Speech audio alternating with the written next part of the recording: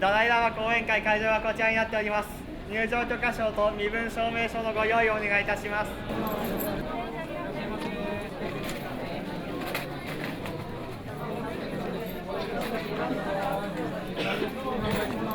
Tokyo, making the best use of the wisdom of Buddhism in daily life.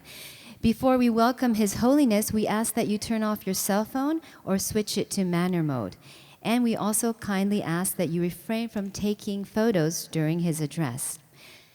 それでは大変お待たせいたしました。ダライラマ法王のご登壇です。皆様どうぞ拍手で、お迎えください。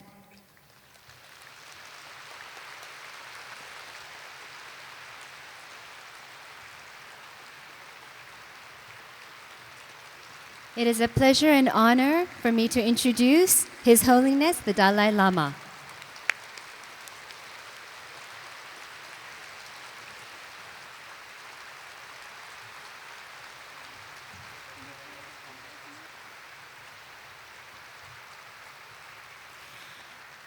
それでは、これよりおよそ5分間、報道関係の皆様による撮影時間です。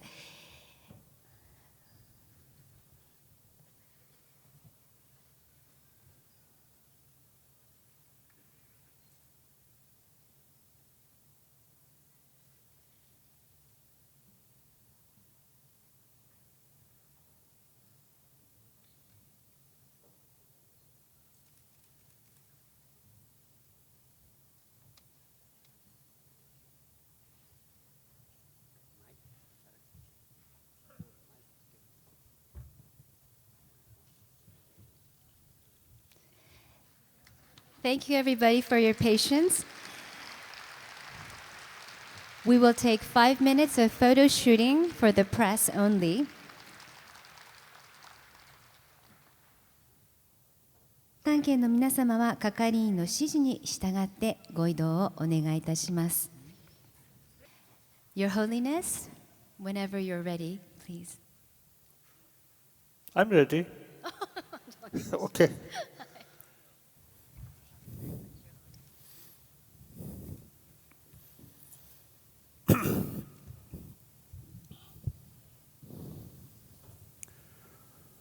Dear brothers and sisters,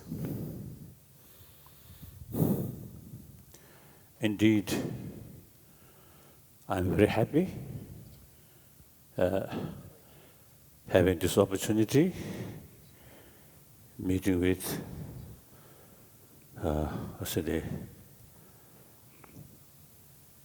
more brothers and sisters.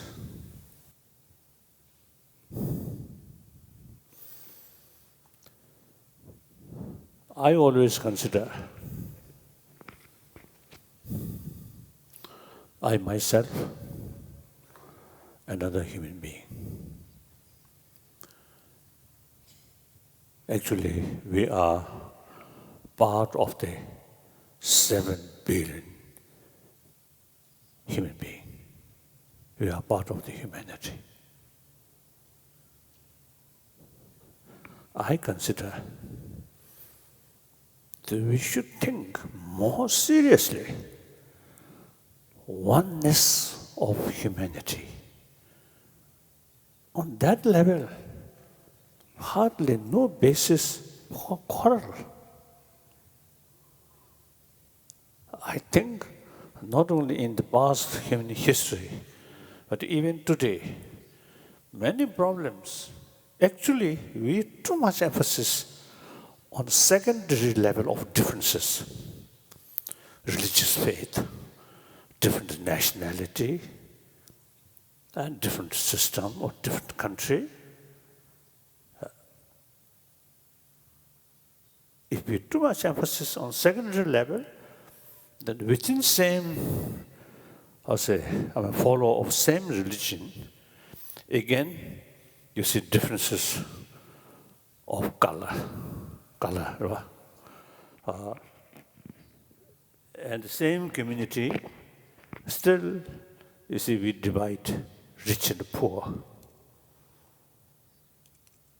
and educated and uneducated. So there are, even within same family, there are differences. Even one single human being, morning, certain views, certain feeling, and afternoon, different feeling, different views. So within oneself, also you see there's differences. So therefore, if we emphasize on secondary level, there are many differences. That creates concept of we and they.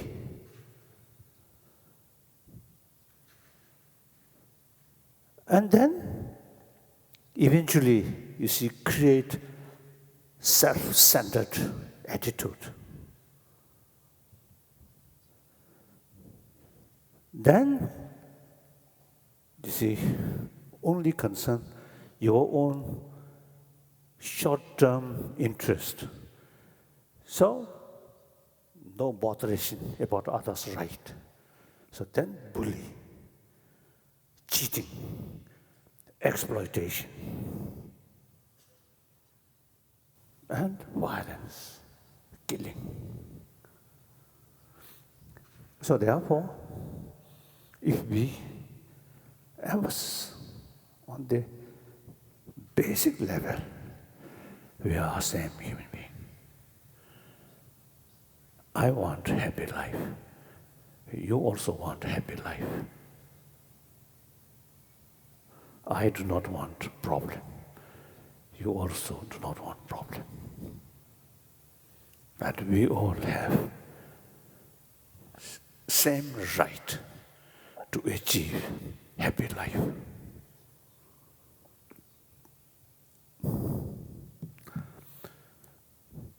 So, since many years, I think 1970s, I think as a result of meeting or more interaction with different people, different faith, then I felt now we need sense of global responsibility. Think whole world. Because world happy, peaceful, each individual get benefit. If world remain more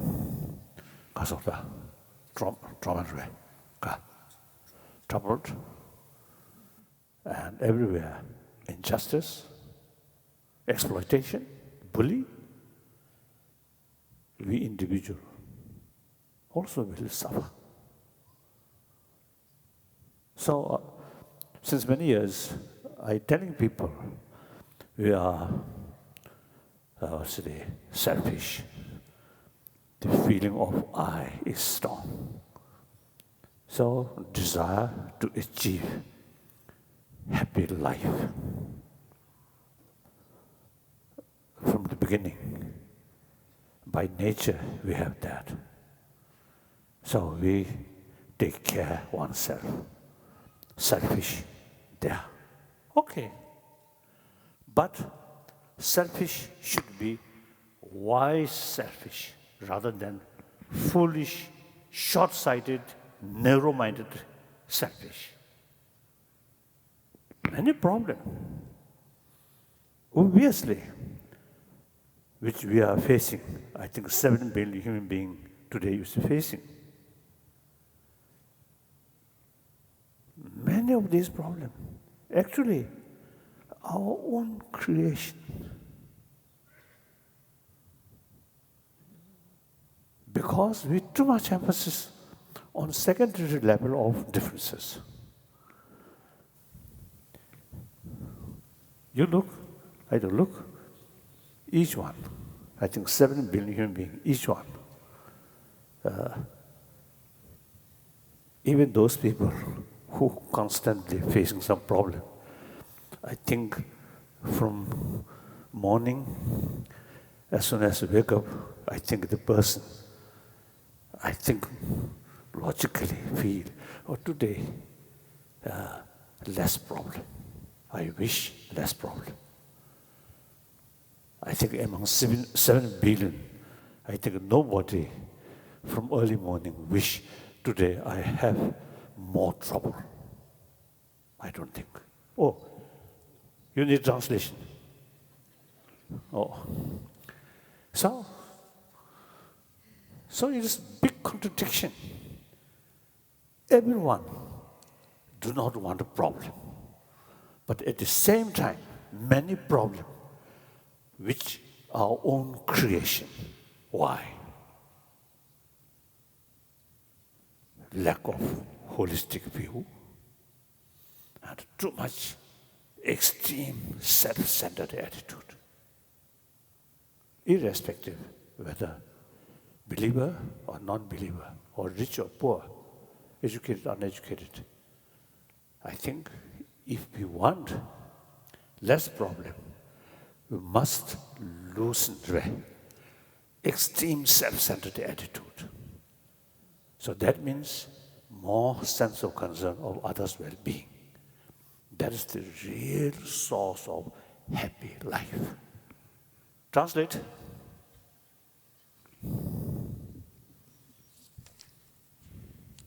そこで、長かったですけれども、はい、そこで、今日本そしてこの場にお集まりいただきました兄弟姉妹の皆様方に再び会え、そしてお話をさせていただくというこのような素晴らしい機会を得ましたことを私は心から嬉しく思っております。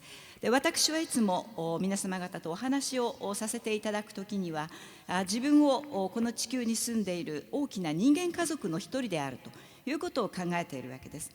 私たちは皆この70億人の人間家族の一員であるわけです。ですからもっと真面目に私たち人間という家族は皆一つの家族に属するものであると。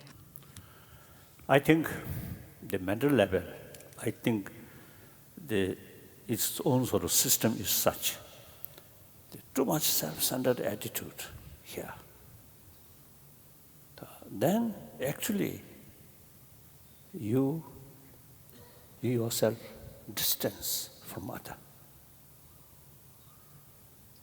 So that creates sometimes distrust. You remain a little bit distant from other. So distrust. That develop fear. That develop anger. So these we usually call destructive emotion, very much related with self-centered attitude. So on the other hand, sense of concern of others' well-being, consider other as a part of you.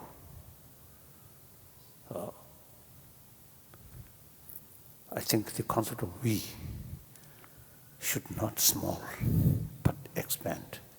Entire humanity is part of we.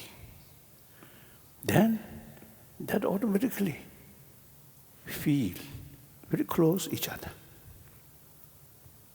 And through that way, trust, friendship comes. That automatically reduces fear, anger. So that's the mental sort of system.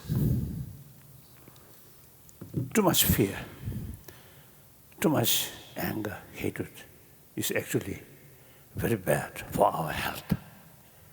Now that is number of scientists, I think last 10, 15 years, they really carry experiment, investigation. They found constant fear, constant anger, hatred is actually eating our immune system. On the other hand, warm-heartedness there, self-confidence develop. When self-confidence brings inner strength, then fear reduces. Of course, anger also is reduced. So therefore, even, you see, the concern of physical health, it is not sufficient just to pay attention about medication and some physical exercise. Of course, this is also important, but most important is peace of mind. I think in that respect, I can tell you, comparatively, my mental state quite sort of peaceful, I think, in spite of some problems. Even when I get some physical illness, mental state is a quite sort of calm, peaceful. So whenever I sort of have some medical treatment in hospital, within few days, nurses, doctors, we become very sort of a very good friend. When I leaving hospital, many of these nurses and doctors, there's some even tear, because within a few days we become very close friend. So when doctors or nurses sort of say, "Kasa picking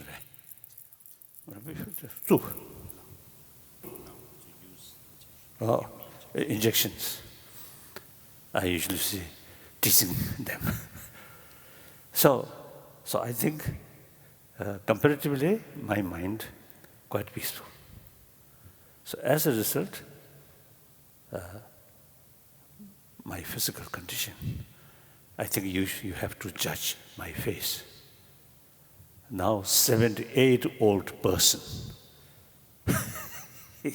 I think my physical, physical condition, I think quite good. So I feel, because of my mental state, quite calm. Of course, sometimes you see some, even including temper, anger come, but not remain long, go. So therefore, from my own experience, I can tell you, peace of mind is major factor for healthy body. So,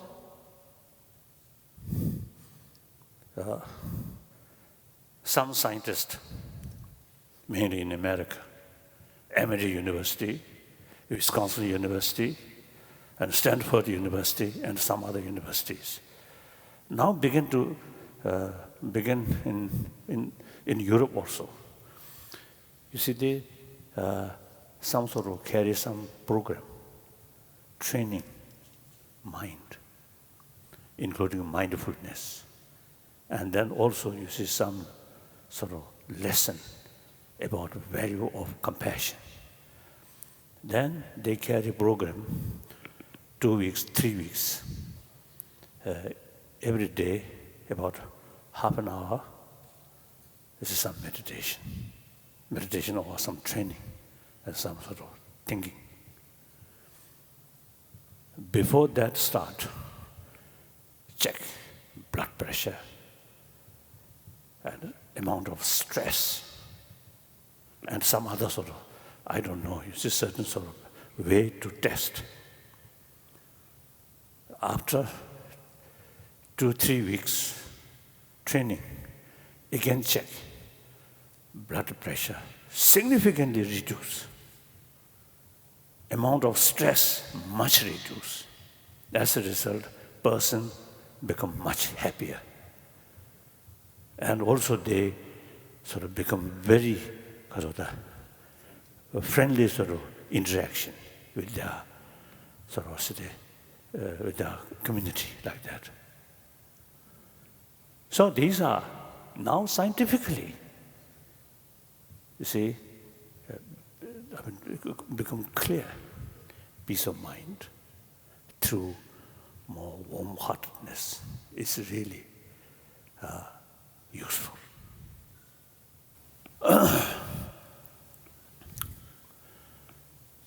Then, warm-heartedness or sense of concern of others' well-being. Another word, human affection. This is mainly biological factor, not come from religious faith. Of course, every religion, I think I will tell later, every religion, you see, carry the same message of love, or practice of love, compassion, forgiveness, tolerance, these things. I will tell later. Now here,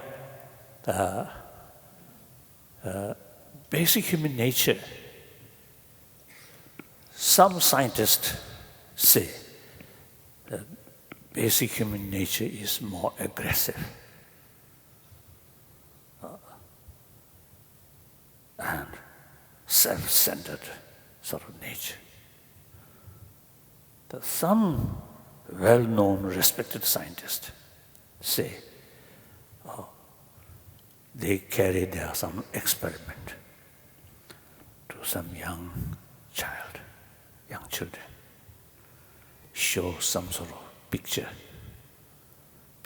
is more aggressive, then response less, more compassionate sort of picture shows they're much excited. So some scientists, you see, say basic human nature, because we are social animal, so biologically we have the potential to show concern of others' well-being. Then I feel, check or look, our life start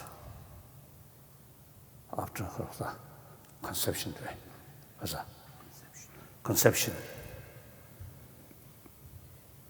Unborn child in mother's womb, the mother's mental state calm. It's a very positive effect.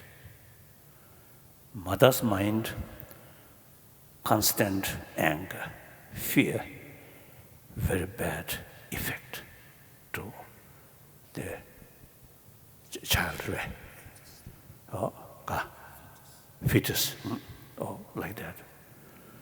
So then, obviously, again, some scientists, after birth, the child so simply touched by mother's physical, so taking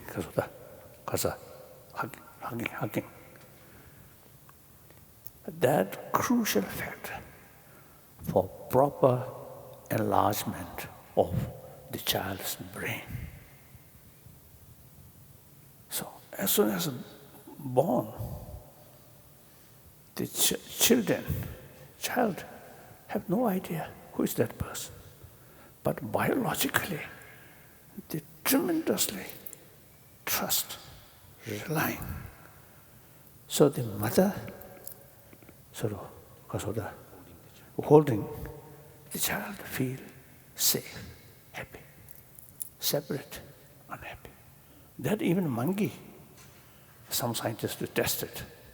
Monkey sort of, the youngster with mother, playful, separate, quite often quarrel. So therefore, the healthy development of this physical as well as healthy development of mind, mother's affection, parents' care is extremely important. Then look, as I mentioned already, constant anger, fear, very bad for our health. Calm mind, affectionate mind, very good for our health. So this body element goes very well with peace of mind. This body element will not go well with anger. Then we are social animal, even other animal who lives, who survived with group. There is sort of what's a sense of community there. So that is not something come from religious teaching, but the very nature is such. Live together is the main factor for their survival. We also basically social animal, but sometimes our brain so smart, don't care about the community.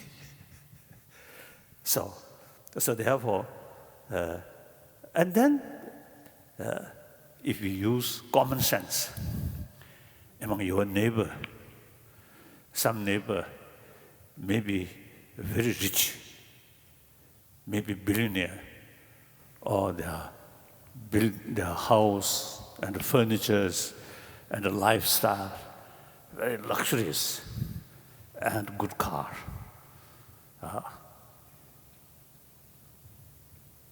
But the family,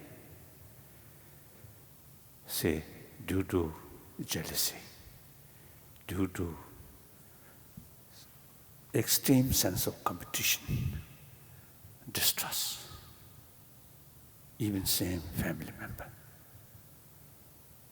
So long, same family member, very polite, but in deep inside, not trust each other. That family. Because due to lack of human affection, that family never be happy family. Even a visitor goes there, at once you can feel something lacking, cold. I met some today, very wealthy family. That was the person where. You see, they are very rich, but as a person, very unhappy person. So their wealth failed to bring inner peace. Very clear. So therefore, now, if we look our neighbors, so there's some family, economically maybe poor, but full of human affection in the family. That family, very happy family. So we use common sense, watching. You will know. You will know the human affection is so important for a happy family. If that's lacking, no matter how rich and powerful, will not be a happy family. Then, as I mentioned briefly, scientific finding, as I briefly already mentioned. So therefore, if we think, you see, these sort of things, analyze these things, then we can develop conviction in order to achieve happy life. Not money, not power. Really here. Inner peace. Inner peace very much related with warm-heartedness. So that I usually, you see, usually telling, irrespective whether believer or non-believer, in order to be happy individual, happy family, happy humanity, we need sort of the clear awareness about these inner value. That we can teach in the normal secular education field, not relying on religious preaching, but simply use common sense, common experience, and scientific finding. We can teach children, students. So, existing modern education system, it seems to me, and many educationists, many scientists have the same view. The existing modern education system is oriented about material value, not sufficient sort of lesson or talking about inner value. I think sometimes, you see, people feel moral ethics must be based on religious faith. And then, very complicated, like India, multi-religious nation. If moral ethics based on religious faith, then what religion? Complication there. Therefore, India, 1,000 years, multi-religious community. So modern India, their constitution based on secularism. According to Indian understanding, secular means not disrespect or distance from religion, but according to Indian understanding about secularism means respect all religions, no preference this religion, that religion, and also respect non-believer. That's, I think, something very, unique. Over 3,000 years, one of the ancient sort of Indian school of thought is actually a nihilistic view, denying any value of spirituality. So rest of the different school of thought criticize that, but at the same time refer people who hold that view refer as a sage. That means respect. So according to Indian understanding about secularism is not only respect all religion, but also respect non-believer. I think that is quite, good. Now today, out of 7 billion human beings, more than 1 billion non-believer. Quite a big portion. And then, frankly speaking, among the believer also, there are quite a number of corrupted believers. Sometimes, unfortunately, even among Tibetan, sometimes religion used to exploit others, isn't it? So I often telling people, religion, if you not seriously sort of practice, then religion also, you see, teach us how to act hypocrisy. With religious robe and on as a throne and say compassion, forgiveness, and contentment. But their private life, something just opposite. So say nice thing, but doing something different. That's a hypocritical way. So sometimes, whether we accept religion or not, up to individual's choice. Once you accept religion, you should be serious and sincerely practice. Otherwise, religious, because religion can be, firstly misused, and then also you see teach oneself as a sort of a hypocritical person like that. So So through secular way, through secular education, we can promote secular ethics. That's actually basis of all major world religious tradition. Any religion which carry the message of love, compassion, forgiveness, tolerance, contentment, self-discipline. All these are the real, the essence of secular ethics.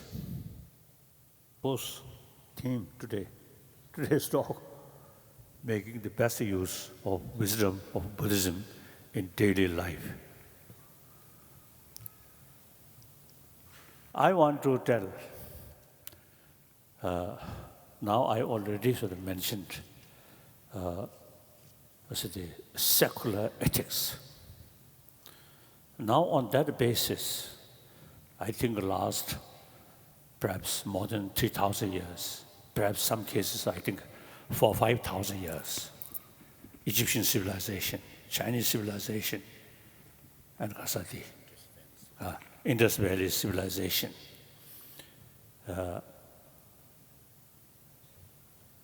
Once I met some Egyptian, some professors. So I had some brief discussion. So in their ancient civilization, there's a certain sort of religious faith there. And that's how, now I'm not going to detail.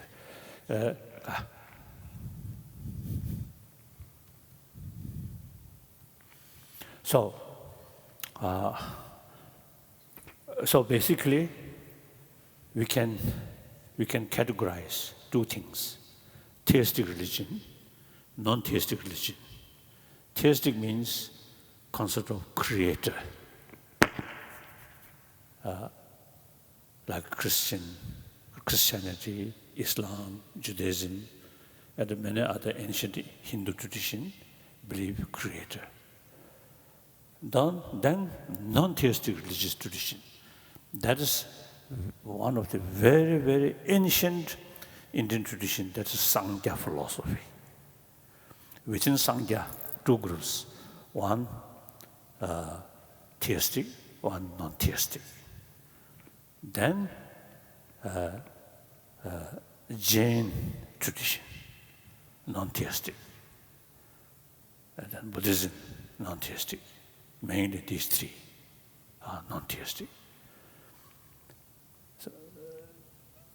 So all major world religious tradition, the main sort of message, main practice is practice of love. In order to practice love successfully, all these teaching also taught us the practice of tolerance, practice of forgiveness. These are something like fence, protection of practice of love. Then also too much greed also sometimes become obstacle about practice of love. So all teaching teach us practice of contentment. Many good practitioners, some Christian, some Islam, and the Hindus, their personal life, very simplicity. They deliberately practice contentment.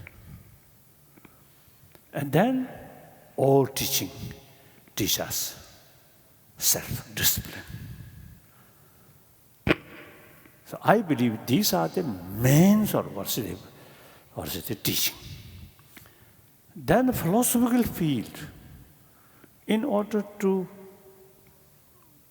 promote firm conviction about the value of compassion and the full enthusiasm to practice of compassion or love or the other the practice, then the concept of creator. God creates us. God is the real meaning is infinite love. So since we created by that kind of God, so then more faith towards God, more willingness to practice love, compassion, forgiveness, these things. One time in Jerusalem, this is some discussions. Then one teacher of Jewish, in his class, Palestinians and Jews both there. So he taught, when you meet some sort of unwanted person, usually you see you get some irritation. Then imagine that image of God, the person, the image of God. So wonderful. So the teacher, he told me, later some Palestinian student told him, after they hear, that sort of advice, and when they meet some Israeli checkpost, and then they visualize them, image of God, then their irritation much reduced. So, the concept of God, creator, concept of creator, is really, really very, very powerful to bring conviction about the value of compassion or love, like that. So I feel the purpose of these philosophical views, different views, same purpose, to boosting or to create more faith, more conviction, the value of love, like that. So, different faith, different philosophical views is necessary among humanity. So many different mental disposition. Therefore, different way, different philosophy means different way for approach. Same goal, try to create better human being, compassionate human being, sensible human being. So, all major religious tradition, I think very helpful. If you sincerely practice, then really helpful. When you meet some enemy, they also create creation.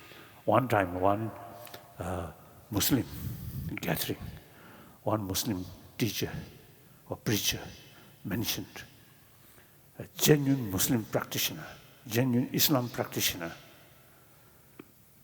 say, must extend love to all creature of Allah. Wonderful.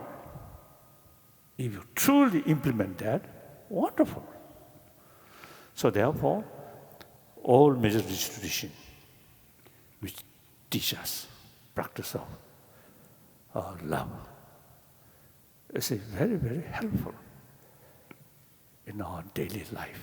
Keep here love, warm-heartedness. As I mentioned earlier, you get more self-confidence and inner strength. Then philosophical views backing these practice.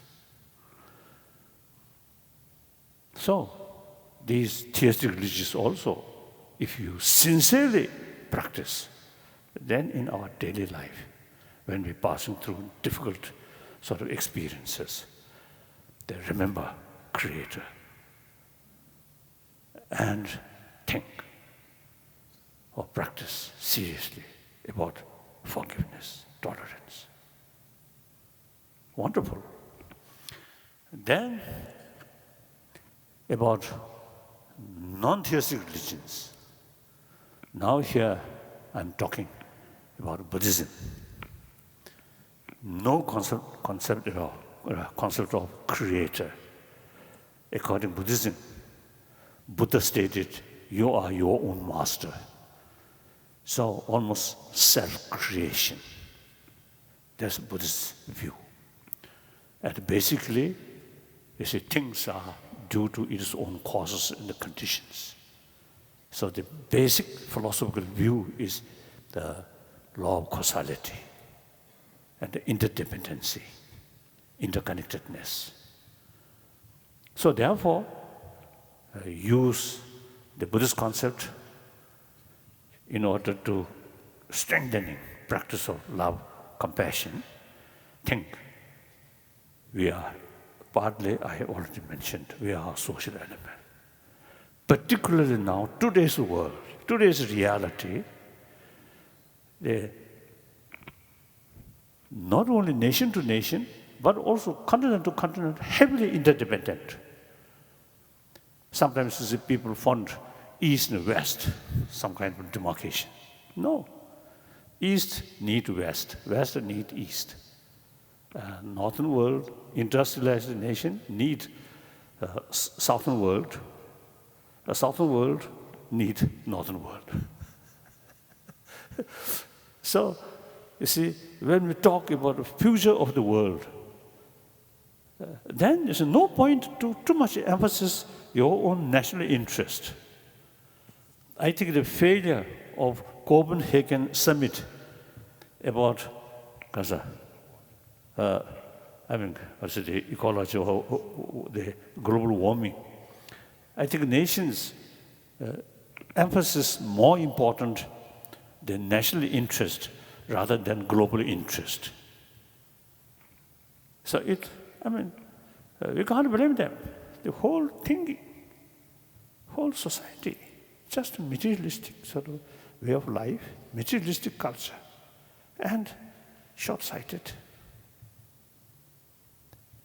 So therefore, see, today's reality in global economy, heavily interdependent, ecology, global warming, no longer importance of a national boundary. So therefore, you see, thinking these sort of line, then develop sort of firm conviction, I must take care of the rest of the humanity. It ultimately my own interest. The best way to take care of oneself, taking care of others. Because your individual future entirely depends on the rest of the humanity. So according law of causality, law of interdependency, right? The concept of interdependency. So that, I think many scientists really showing us the interest about the Buddhist concept of interdependency. So, one time, of course, last 30 years, I had sort of serious sort of discussion with scientists, mainly in 4 fields: cosmology, neurobiology,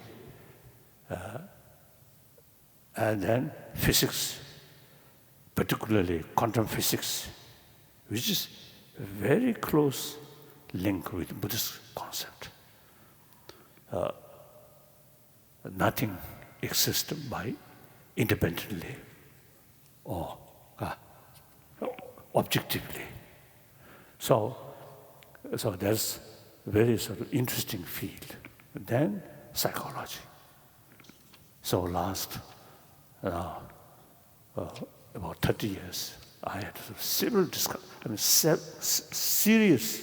discussions with scientists. So many of them is showing interest in the Buddhist concept of interdependency. So one scientist, one day I asked him, do you have this concept? He said, no. But this very concept, now kasore. Mare, sangajore. I don't know. This concept itself now trying to enter the realm of science. So now eventually that concept found one empty chair, that concept sit comfortably among the scientists, among the science field, like that. So that actually, I think, helpful create more holistic concept. Many problems which actually create narrow-minded, just look from one angle, not seeing through different angle. This is the Buddhist concept, interdependency. That concept is help us to develop holistic. Look, not only 3 dimensions, but 4 dimensions, 6 dimensions. So that kind of sort of outlook very helpful to realize the reality. Once we realize the reality fully, then our way of approach become realistic. So that maybe some, relevance and religious faith general, particularly Buddhist concept in our daily life. So my talk finished. So now this is last day of this time's visit here, Japan. So indeed, last few days I had opportunity to talk with public sort of audience. I really very happy, and the audience really showing genuine, attentive attention. So I appreciate. Thank you. Then some question answer. I love the questions, and question including some argument. I really love to argue because our tradition, the Nalanda tradition, the way for study use debate, a lot of argument. So disagreement really helpful to develop, synthesize the new idea. If everybody agree, same view, yes, yes, like yes, minister, then no longer any progress. So argument very, very important. So I'm willing to listen some argument or some criticism. Thank you.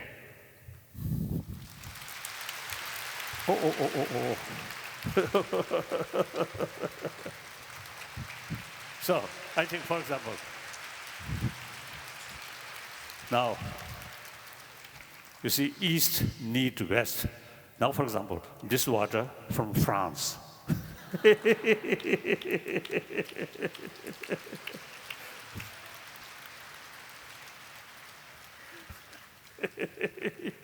勝つこと、成功をすることを求められます。数字で業績が出るので気になってしまいます。どのような心持ちで日々仕事をしたらいいでしょうかということです。今通訳が入っています。Your Holiness, if you can answer this question, please. There are, I think, 2 types of sense of competition. One competition, simply you also want to be top. That's okay. I think that's right. That's actually the more enthusiastic sort of attitude. Okay. Another sort of sense of competition is in order to you become first, you actually create some problem to other. That sense of competition is negative. 子供や親、夫とかに対してですね、他人に接するようにちょっと優しくできなかったりすることが多くて、とても今日のお話のような慈悲と平和の心では接しられないんですけれども、忍耐というものはどういうふうに培っていけばよろしいかどうかヒントをいただければと思います。あと犯罪者の方方が出所した時のお手伝いをちょっとしたいと思ってるんですけれども、どうしてもちょっと一番根底の部分で差別が出てきてしまって、それで悩んでおります。どうかヒントをいただければと思います。お願いいたします。So the question is, sometimes we have a difficulty to generate love and then compassionate towards our closest person, like our own children or the husband, wife, or the parents or whatever. Even though we can generate love and then compassion towards somebody else. So what can I do for this situation? And then another question is how I can practice patience. This is another question. And then also the third question is the person who did kind of bad things and then stayed in a prison, and then when they come out, there is a kind of a discrimination existing in the society. So what kind of method we can do to eliminate this kind of discrimination? I think basically I already mentioned. You see, those are the people who are released from prison, human being. They done something wrong, and then they spend some time in prison, but still human being. I think in America and the different places, I think sometimes the society, a little bit they reject. That's, I think, totally wrong. They're also part of the society. You see, they must receive some kind of sense of community. That's, I think, very, very, very important. Then sometimes, initially, of course, you see, I think some difficulties. Then patience, and remain firm. Your belief. And help as much as you can. Okay. I appreciate you say your work very good and your concern very good. Thank you. Thank you. 입니다. Korean. 달라이 라마 존자님께서는 현대 과학자들과 많이 교류하시는 걸 보았습니다. 스티브 호킹이 다음 1000년에 인간은 지구 외에 다른 별에 살아야 될 거라는 이야기를 들었습니다. 미래의 불자들은 다른 별에서 어떻게 살까요? 하는 질문 드리겠습니다. Dear Your Holiness, I am part of the BTN Buddhist television from Korea. I came with 150 other people. I understand that you are having various dialogues with scientists. In one of the dialogue, I heard that Stephen Hawking mentioned that in 1,000 years, human beings will have to live outside of planet Earth. I would like to know how future Buddhists will live on another planet. Prediction about the future, not easy. But judging last, say, I think a few millions, when you see human existence, you see about to come. I think next few thousand, I think will remain. But I don't know. I really don't know.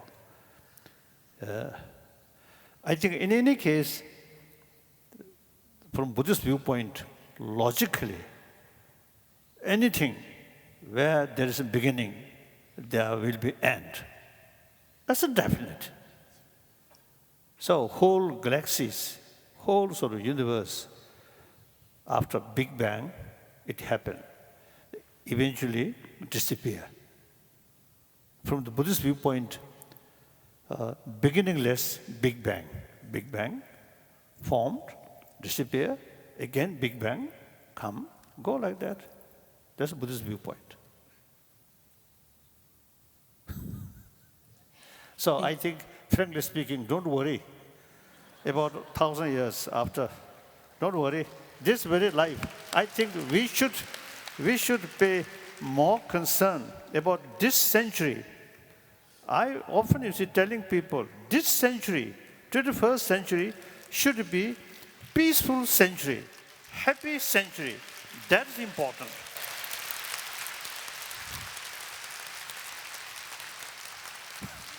未来のことを予言するというのはあまり簡単なことではありません。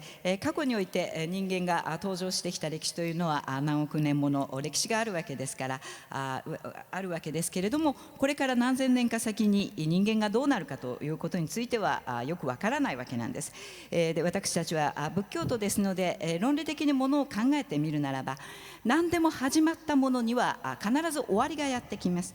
ですからこの私たちが住んでいる地球が属する銀河系というものもビッグバンのが始まりとしてこう登場してきたと考えられているわけですけれども、ビッグバンもまた始まりなき遠い昔からいくつかのビッグバンが繰り返されてきたわけなんです。しかしこのようなことは心配する必要はないのではないでしょうか。何千年もの先のことですし、それよりももっとこの21世紀をより幸せな世紀にするために、そしてより平和な世紀にするためにこういったことを私たちはもっとよく考えるということの方がずっと重要なことではないかと思います。ありがとうございます。Thank you very much, Your Holiness。そういたしまして、ここで本日のお客様を代表いたしまして、チベットの歴史の研究をなさっていらっしゃいます早稲田大学の教授石浜由美子様より法皇様へ花束が贈られます。Your Holiness, we would like to present you with flowers from Miss Dr. Ishihama Yumiko. Sorry, Professor Ishihama Yumiko. Thank you much. Thank you. Thank you. Thank you. 石浜様より法皇様へ花束が贈られました。ありがとうございました。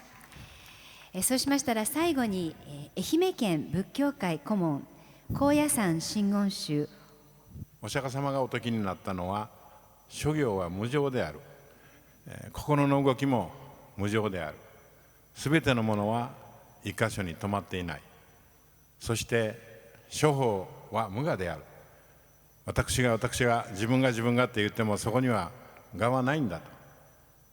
もう一つは涅槃寂静、つまり、悟りの境地に入る。それは法皇様がよくおっしゃっているコンパッション、慈悲の心を持つ、そういうことではないかというふうに思っておりますけれども、心配りがすごいんです。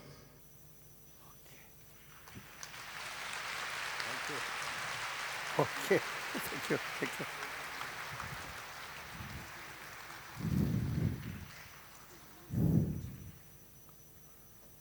Okay. Thank you. Thank you. That's all, Mother. 皆様本当にありがとうございました。最後に法皇様をどうぞ拍手でお見送りくださいませ。